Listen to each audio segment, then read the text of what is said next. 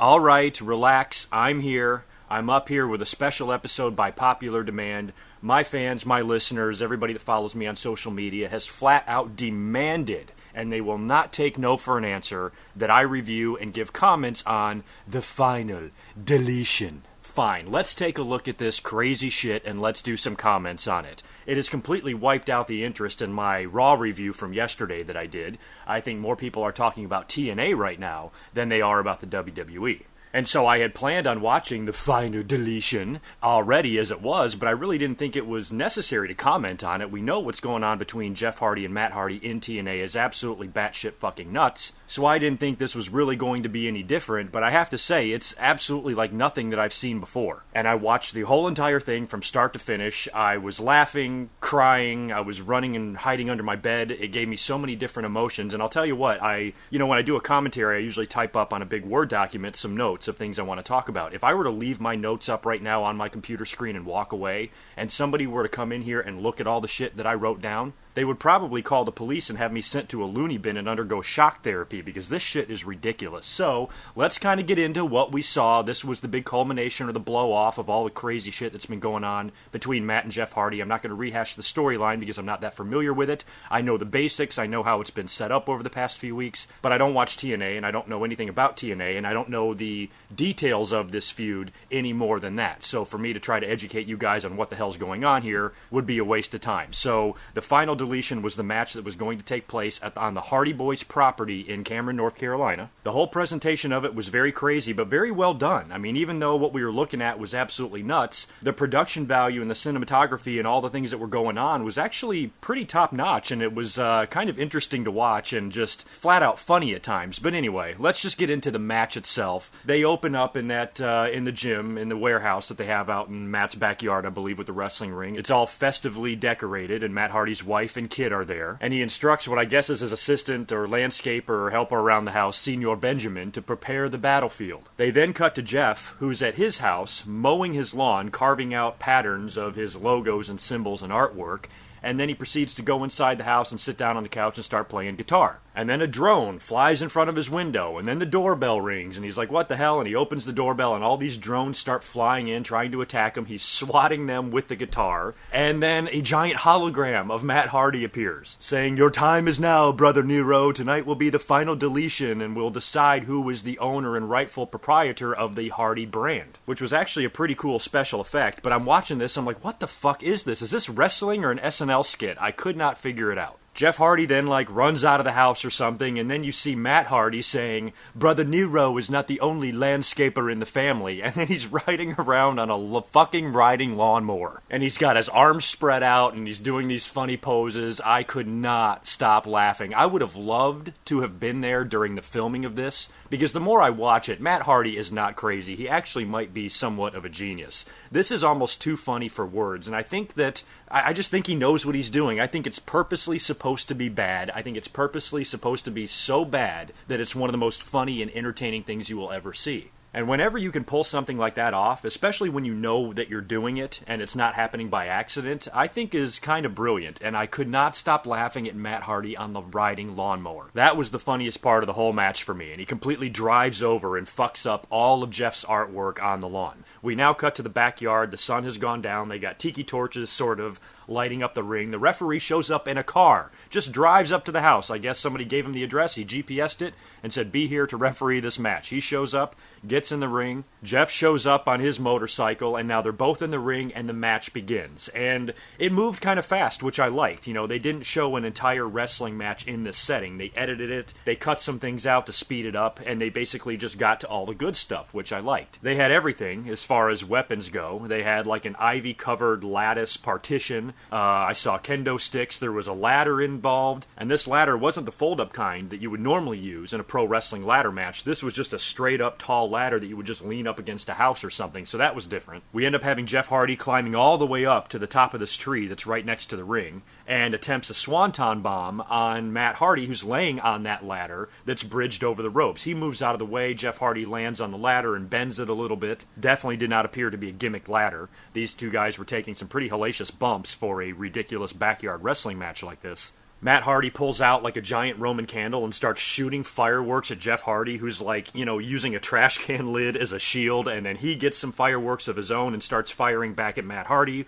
who then runs out in the yard and hides behind a boat. This shit cannot be put into words. You know that saying, you can't make this shit up? Well, actually, I think you can. The match culminates even crazier when Matt Hardy eventually takes Jeff Hardy into the pond, I guess this is in their backyard, and throws him in the water, and then says, "I have flushed Brother Nero," and he thinks Jeff Hardy is done. And then out of the water comes what I believe is the Willow character. I don't know much about this crazy-ass Willow character that Jeff Hardy sometimes portrays on TNA, but he then emerges from the water in full costume, grabs a hold of Matt Hardy. Senior Benjamin reappears with a taser gun and tases Willow or Jeff Hardy, whoever it is, to the ground. Matt Hardy then gets on top of him. The referee makes the pin, and then pulls off the mask to reveal that it is Senior Benjamin himself in the Willow costume. So now I don't know what the hell's going on. Jeff Hardy shows back up. They both start fighting in the giant hole that has been dug, with the giant Hardy Boys symbol towering over the top of it. Jeff Hardy's got Matt Hardy down inside the hole, climbs to the top of the apparatus, and then they do all these cut scenes to Matt Hardy lighting the candle and his wife and all this shit, and then he just takes a candle and lights the entire symbol on fire, causing Jeff Hardy to fall off onto a pile of dirt. Matt Hardy pins him for the 3 count and ends the match, and that's it. So I don't know if Jeff Hardy is deleted. I don't know if Matt Hardy is the rightful owner to the Hardy brand. I don't know if this is going to unbreak Matt Hardy and he's going to turn back into normal Matt Hardy. I don't know what the fuck to make of it. I kind of hope that it's not the end, because I'll tell you what, man, this has got people talking about TNA. I don't even know what the hell's going on in their major storylines. I don't really know what's going on with the world title, nothing like that. All I know about TNA is what you guys have been telling me about the storyline between Broken Matt Hardy and Brother Nero Jeff Hardy. It's definitely up there with some of the craziest shit that I've seen in wrestling. I know there's other alternative and different styles and different presentations out there now of pro wrestling. Lucha Underground is very interesting. I don't watch enough of that either. But for what I saw here, I have to say I enjoyed it just because it was entertaining in almost a funny way. I mean, I had a smile on my face during the entire 17-minute match. And that's the best thing about it. It wasn't even a match. It was like a little mini movie. It was like an episode. There was a lead-in, there was a build-up, there was a climax, and there was a conclusion. The whole thing was presented in a very different way. It's something we never see the WWE do.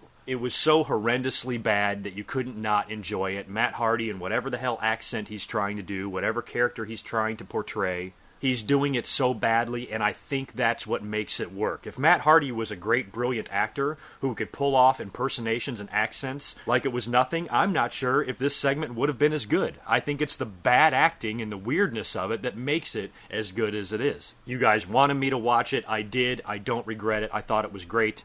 And I might even go back and watch it again. It's definitely not something that I would show to anybody that I'm trying to convince to start liking professional wrestling, because I think only longtime wrestling fans can appreciate the absurdity of a segment like that. People that don't watch wrestling at all are going to look at that and think we're all fucking nuts. But for me, I thought it was pretty funny because we all know the Hardys and how long they've been in the business, and we're familiar with them and, their history and legacy in wrestling. And now to see them doing something like this, later on in their career in year 2016 in such a different and unique way, props to them for trying. It definitely has the wrestling world talking. The Final Deletion has been trending on Twitter for several days now, so good for them for making some waves and keeping themselves noticed and giving a little bit of attention, some desperately needed attention, to TNA and their brand, giving all the turmoil that's going on with them internally behind the scenes. This is a nice distraction from all of that, so I think it served its purpose. Incidentally, I did want to bring up a few comments as well on the Razor Ramon 3 DVD set that was released yesterday. I made mention in my last commentary that I did pick up a copy of that, and I planned to watch it last night, and I did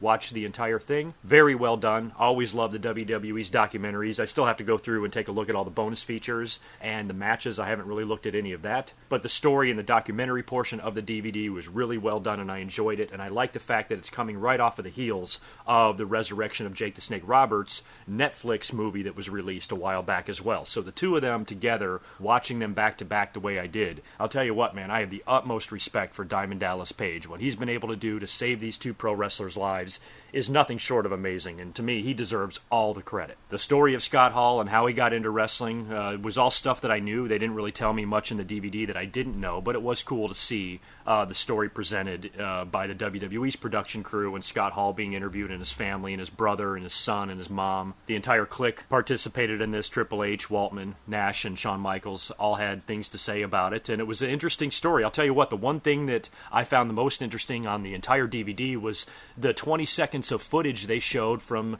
Scott Hall's dark match in the WWE before he became Razor Ramon. I had never seen that before, and he came out even wearing like diamond stud gear. He had the long black coat, and he wrestled just in black, and he was very reminiscent of Diamond Stud. And that was kind of like his tryout or his dark match that he got with WWE, and then after that they put him in the Razor Ramon character and decided what to do with him, and the rest is history. But all in all, really well done story. I rushed out to the stores and purchased a copy because I was that interested in seeing it, just because Razor Ramon is such a big part of, my wrestling life, and I was always a huge fan in the 80s, but especially the 90s, and Razor was a big part of that, plus his involvement with the Clique and the NWO. He's a big part of wrestling history, plus all the problems that he's had. The fact that this guy was nearly dead, I expected him to not be alive today. I really thought it was hopeless. I thought there was no way this guy could clean himself up. I thought it was so bad that he already had basically half of his body in the grave.